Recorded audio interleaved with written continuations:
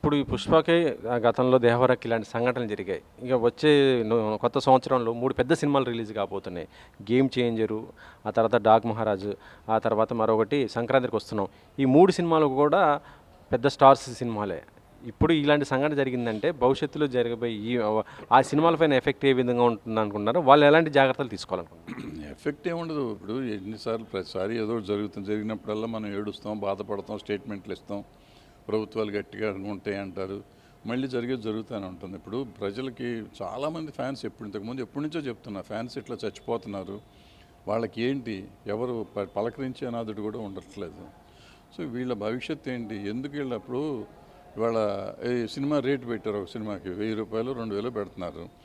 1000 రూపాయలు ఆ అభిమాని పెట్టగలడా? ఆ అభిమాని తల్లిదండ్రులు భరించగలరా? వాళ్ళు ఎన్ని రోజులు, కొంతమంది పస్తులుండి 4 రోజులు 5 రోజులు పస్తుండి ఆ డబ్బులు తీసుకెళ్ళి దీంట్లో పెట్టుకునే వాళ్ళు ఉంటున్నారు. సో ఇవన్నీ మనం ఆలోచిస్తే పాపం వాళ్ళని చూస్తే జాలేస్తుంది. కానీ వాళ్ళ అభిమానం అటువంటిది. వాళ్ళ అభిమానాన్ని మనం తప్పుపడదామా? లేకపోతే వాళ్ళ అభిమానాన్ని ఎక్స్‌ప్లాయిట్ చేస్తున్న వీళ్ళని తప్పుపడదామా?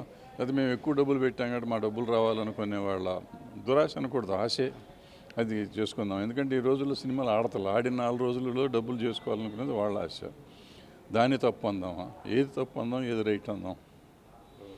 ఇలాంటి సంఘటనలు జరగడానికి ముఖ్య కారణం ఏంటంటే కమ్యూనికేషన్ గ్యాప్స్ ఉండటం వల్ల. అంటే పోలీసులకి, ఇటు ఇండస్ట్రీకి, థియేటర్ యాజమాన్యాలు కానీ, ఈవెంట్ నిర్వాహకులకి వీళ్ళ మధ్య కమ్యూనికేషన్ గ్యాప్ ఉండటం వల్లే ఇలాంటి సంఘటనలు జరుగుతున్నాయి అంటారు. పోలీసుల పరంగా చూసుకుంటే ఎలాంటి చర్యలు తీసుకోవాలి? వాళ్ళు కూడా ఎలాంటి బాధ్యత ఉండాలి? మీరు ఊరికే అనుకుంటమే కానీ అది ఆయన వెళ్ళకపోయినా జరిగే ఇన్సిడెంట్ అయితే జరిగి ఉండేది. ఇంతకుముందు మనకి ఎవరు వెళ్ళేవారు కాదు, లైన్లు ఉండే. ఇప్పుడు నీకు ఆన్లైన్ టికెటింగ్ ఉన్నప్పుడు లైన్లు ఉన్నప్పుడు లైన్లో చచ్చిపోయిన రోజులు కూడా ఉన్నాయి సినిమాలకి. అప్పుడు ఎవరు వెళ్ళారని చచ్చిపోయారు. సో దేనికి చచ్చిపోతారంటే వాళ్ళ అభిమానంలో పాపం వచ్చి జనం ఉంటారు. ఇప్పుడు ఆ సంధ్యా టాకీస్లో ఎవరు రావక్కర్లా. ఇటువంటి జరగాలంటే ఇంకోసారి కూడా జరగవచ్చు, ఏమి లేనప్పుడు కూడా జరగవచ్చు. 3 థియేటర్లు ఒకేసారి షో వదిలి పెడితే తొక్కిసలాట ఎట్లా ఉంటుందో తెలుసు మీకు. సో ఆ పరిస్థితి ఉంది. సో దాన్ని సరిచేయాలి, ముందు దాన్ని సరిచేయాలి.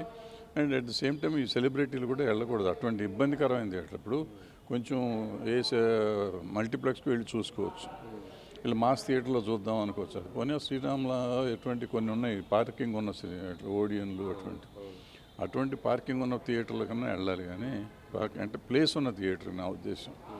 వీళ్ళకి పార్కింగ్ లేదని కాదు సంధ్యాలో, బట్ కొంచెం ప్లేస్ ఉన్న చోటుకి వెళ్తే వాళ్ళకి కొంచెం కంఫర్టబుల్గా ఉంటుంది. ఇట్లా వెళ్ళిపోయి చేస్తే ఇట్లాంటి ఇబ్బందులు జరుగుతూ ఉంటాయి.